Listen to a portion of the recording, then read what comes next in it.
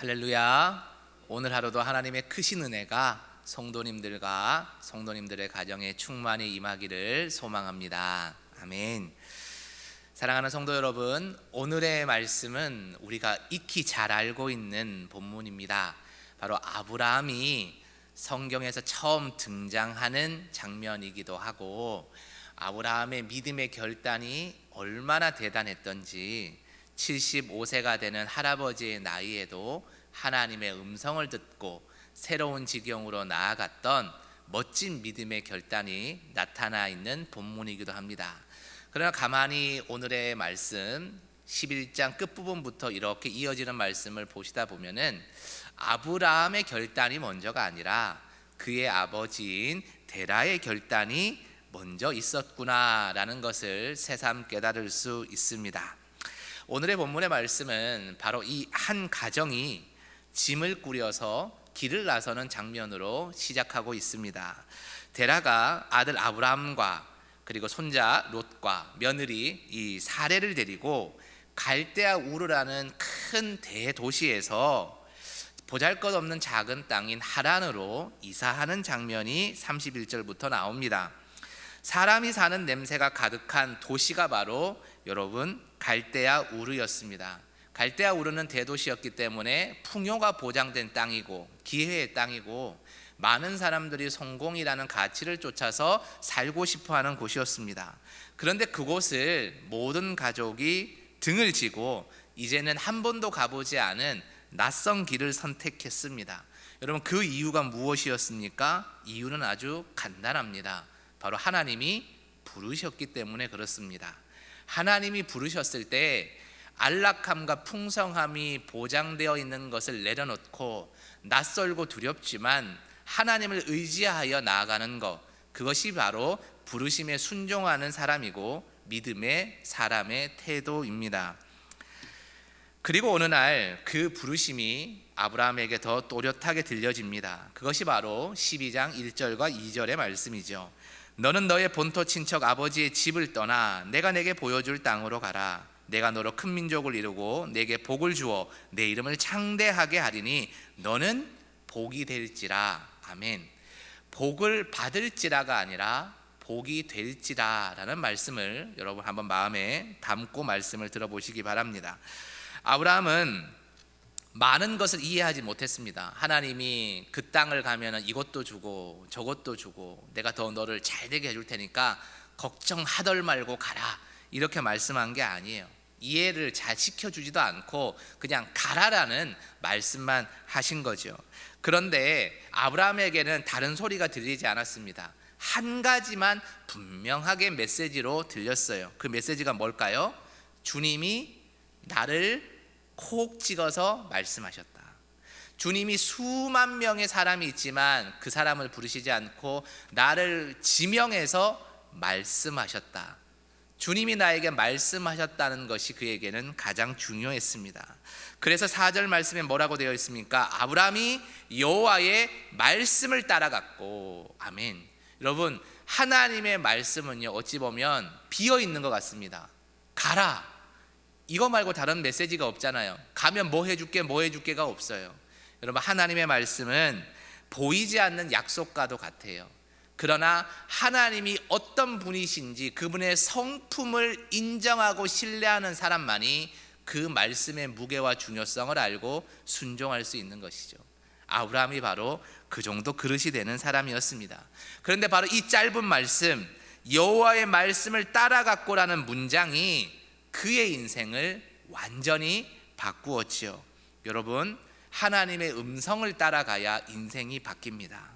저는 여러분들이 수십 년 예수 믿으시는 그 삶을 한 문장으로 정의하라고 한다면 아브라함처럼 하나님의 음성을 듣고 여기까지 순종해 오셨기에 인생이 바뀐 줄 믿습니다. 여러분 그러니 마지막 천국 가는 완성의 때까지 다른 음성 듣지 말고 하나님의 음성만 듣고 가는 아브라함과 같은 복을 누리시기를 간절히 축복합니다. 아멘. 여러분 저는 이 구절을 묵상하면서 오늘날 우리의 인생에 한번 맞대어 보았습니다. 우리도 각자의 갈대아 우르가 있고 또 하란이 있습니다. 익숙하고 안전하고 세상 사람들이 생각하는 가치로 본다면 이렇게 살아야 복을 받지, 이게 잘 되지, 이게 복이지 라는 게 있어요.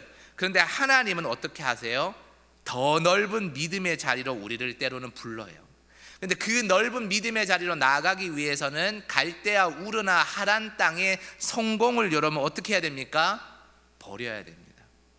여러분, 때로는 우리의 방식, 자존심, 욕망, 꿈, 이게 맞다라는 신념, 이것을 내려놓고 떠나야지만이 하나님이 보여주시는 온전한 복을 누릴 수 있다라는 겁니다. 떠나면 때로는 두렵고 슬프고 아쉬울 수 있습니다. 그러나 하나님이 말씀하시는 떠남은 빈털털이 비어짐으로 끝나는 것이 아니라 그 비어진 것 가운데 하나님의 약속으로 가득가득 채워주십니다. 이것을 믿는 것이 중요해요. 많은 사람들이 여러분, 우리의 인생을 하나님께서 어떻게 보여주시기를 원합니까? 내비게이션처럼 보여주세요. 내비게이션을 보면 여러분, 왼쪽으로 가시오, 그 다음에 오른쪽이요, 요것만 보여주기도 하지만 전체 지도 모두 딱 누르면 어떻게 돼요? 어떤 IC 지나서 어떤 고속도로 타고 또 어떤 IC로 내려서 이게 다 보이잖아요. 우리는 그런 걸 원하잖아요. 앞으로의 내 인생이 5년 뒤에는 이렇게 되고 10년 뒤에는 이렇게 되고 내 자식들은 10년 뒤에 이렇게 되고 20년 뒤에 이렇게 되고 전체 인생의 지도를 보고 싶으시죠. 그러니 예수를 믿는다고 하지만 믿음 없는 사람들은 어디도 가요. 토종 비결도 보러 가고 점쟁이한테 가서 머리 들이밀고 5만 원짜리 주면서 내 인생 어떻게 되겠습니까? 교회 다니는 사람들이 그 짓을 하고 있기도 합니다. 왜 그렇습니까? 우리 인생은 전체 지도를 보고 싶어 해요. 그런데 신기한 게 하나님의 말씀을 따라갔던 아브라함을 비롯한 모든 선지자들은 어떻습니까? 가라라는 첫 번째 내비게이션의 안내표만 듣고 갔어요. 여러분, 하나님은 우리 인생에 백수를 누리는 이 인생의 모든 것을 다 보여주시지 않습니다. 그것을 기대하지 마십시오. 하나님은 오직 아브라함에게 보여주셨던 것처럼 가라, 일단 직진, 그 다음에 좌회전, 그 다음에 우회전, 그때 보여주는 거예요. 그럼 우리는 질문할 수 있죠. 아니, 그 길이 잘못됐으면 어떻게 하려고 일단 전체 지도를 보고 내가 판단을 좀 해야지. 하나님이 잘못하면 어떻게 해요? 하나님 내가 좋아하는 대로 좌회전 안 하면 어떻게 해요? 이렇게 생각하면은 그거는 곧 내가 하나님을 못 믿는 겁니다. 하나님이 나를 사랑하셔서 좋은 것을 주시겠지라는 마음도 못 믿는 것이고, 하나님의 선하심도 못 믿는 것이고, 하나님의 지혜도 못 믿는 거예요. 그것은 예수를 믿는 게 아니고 믿음 생활도 아니고 아무것도 아니에요. 그렇게 교회를 왔다 갔다 해봤자 여러분 헛수고입니다. 시간만 버리는 거예요. 여러분, 하나님을 믿으시면 아브라함처럼 내비게이션의 첫 번째 화살표를 보고서도 믿음으로 한 걸음 나아갈 수 있기를 바랍니다. 여러분, 반드시 가장 빠른 길로, 좋은 길로, 넓은 길로 하나님께서 인도하셔서 저 천국까지 안전하게 도달하실 수 있도록 하나님이 부르실 겁니다. 매일매일 그 부르심을 듣고 순종하며 한 걸음씩 나아가는 것이 우리의 믿음의 사람들의 모습이 되어야 합니다. 사랑하는 우리 영성교회 성도님들은 전체 지도를 요구하는 사람들이 아니라 하나님을 믿고 오늘 제가 어디로 갈까요를 질문할 수 있는 아브라함과 같은 하란을 떠나는, 갈대아 우르를 떠나는 믿음의 거인들이 되시기를 간절히 축복합니다. 아멘. 네, 말씀을 계속해서 보면 7절을 보시겠습니다. 아브라함은 바로 그 자리에서 어떻게 했냐? 여호와를 위하여 단을 쌓았다. 이어서 베델과 아이 사이에 장막을 치고 또 여호와의 이름을 불렀다라고 8절에 되어 있어요. 자, 요거를 가만히 이어보면 어떤 게 되느냐? 아브라함이 계속해서 이동을 지금 하고 있죠. 이동을 하기 위해서는 여러분 벽돌집을 지을 수가 없습니다. 광야 생활에 출애굽 민족들처럼 뭐를 가지고 다녀야 돼요? 장막입니다. 쉽게 얘기해서 텐트를 들고 다니는 거예요. 자, 하나님이 여기 가라 그러면 네 알겠습니다 하고 하루 종일 걸어서 거기 가요. 그 다음에 텐트를 쳐요. 그 다음에 텐트 치고 거기서 자겠죠. 근데 이게 끝이 아니라 아브라함이 했던 게 뭐냐? 텐트를 치고 나서 반드시 무엇을 쌓았다는 겁니까? 단을 쌓았어요. 여러분, 이 단이 뭘까요? 오늘날로 얘기하면 예배당을 작게나마 만들었다라는 겁니다. 여러분, 왜 만들었겠어요? 예배 드리려고 만든 거예요. 그는 낯선 땅에 갈 때마다 두 가지를 반복했습니다. 장막을 치고 단을 쌓았다라는 겁니다. 여러분, 장막은 무엇을 의미할까요? 이동하는 삶입니다. 하나님이 오늘 야 일어나라, 저쪽으로 가야 된다, 저기까지 가자 하면은 가기 싫은데요가 아니라 당장에 이 텐트를 걷고 다시 보찜을 짊어지고 가겠습니다 하고 가족들의 손을 잡고 기쁨으로 행진하는 것이 장막의 의미예요. 여러분, 우리 믿음의 사람을 순례자로 비유하지 않습니까? 순례자가 뭡니까? 계속해서 떠나는 거예요. 이 세상은 내 집 아니네, 저 천국만이 내 집이니 그 땅을 향해 오늘도 성큼성큼 가는 겁니다. 여러분, 텐트에 사는 사람이 짐을 바리바리 사요. 저 농이 예쁘다, 농도 사고 옷장도 사고 TV도 사고 이것저것 큰 거 다 사요. 여러분, 어떻게 순례를 하겠습니까? 이 땅에 여러분 미련을 두지 마시기 바랍니다. 순례자의 자세로 언제든지 주님 말씀하시면 떠날 수 있도록 삶을 가볍게 만들어가는 훈련을 하시기 바랍니다. 두 번째는 단을 쌓는다는 거죠. 여러분, 하루 종일 걷고 나서 텐트 치고 여러분 자기 바쁠 텐데 단을 쌓는다고 생각해 보십시오. 얼마나 고단하고 힘든 일이 되겠습니까? 그럼에도 불구하고 아브라함이 단을 쌓았다는 것은 무엇입니까?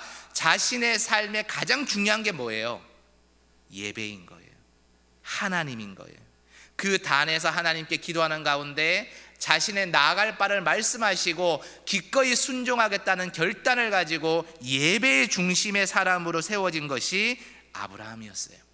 여러분도 이 새벽에 나온 이 마음을 변하지 않고 끝까지 이 시간을 여러분 누리시기 바랍니다. 이것이 바로 복된 시간입니다.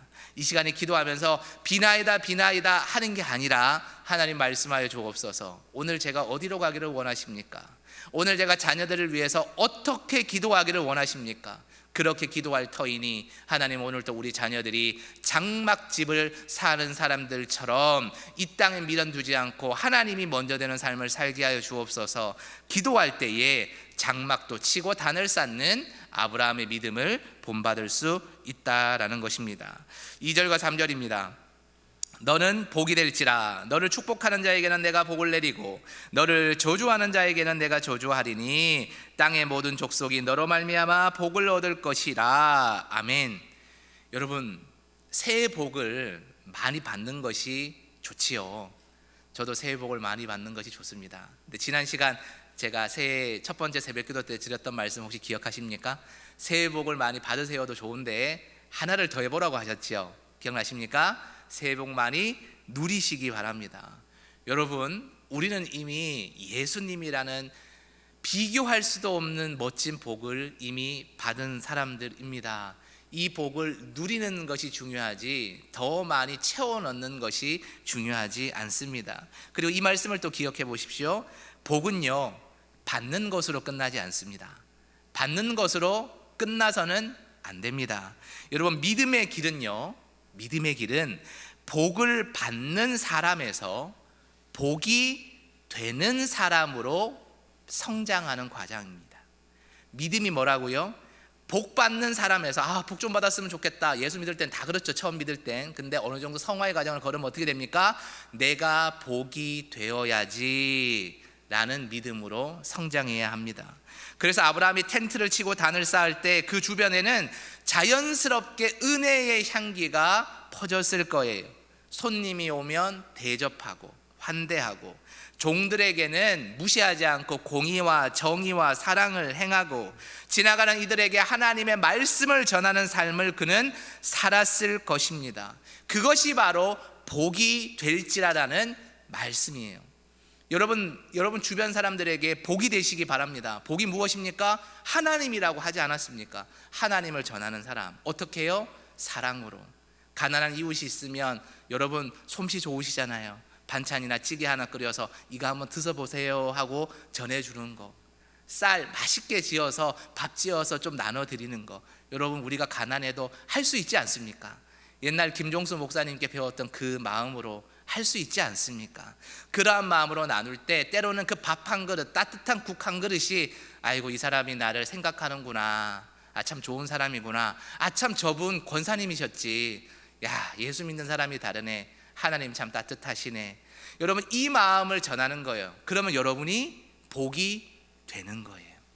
그리고 그분에게 새생명 초청 주일에 올 때 준비를 충분히 해야 되지 않습니까? 먼저 충분히 맛있는 것 좀 제접해 드리고 한 2주 3주 전에 초청장 드려야 될 때 교회 한번 와보시지 않겠어요? 성도님 오시면 참 너무 기쁠 것 같습니다. 부탁드리겠습니다. 이렇게 할 때 그 말씀을 전하는 그 여러분의 입술이 그 자체가 복입니다. 여러분 자체가 복인데 복 많이 받았으면 좋겠다는 기도할 필요가 있습니까? 여러분이 이미 복인데요. 하나님이 여러분을 누르고 흔들어 넘치는 그 인도하심으로 함께 하시지 않겠느냐라는 말씀입니다. 말씀을 맺겠습니다. 여러분, 지금까지 예수님 잘 믿고 오셨다고 믿습니다. 앞으로가 중요합니다. 앞으로도 예수님 잘 믿으시기 바랍니다. 오늘의 말씀을 바탕으로 그럼 예수 잘 믿는 게 뭘까요?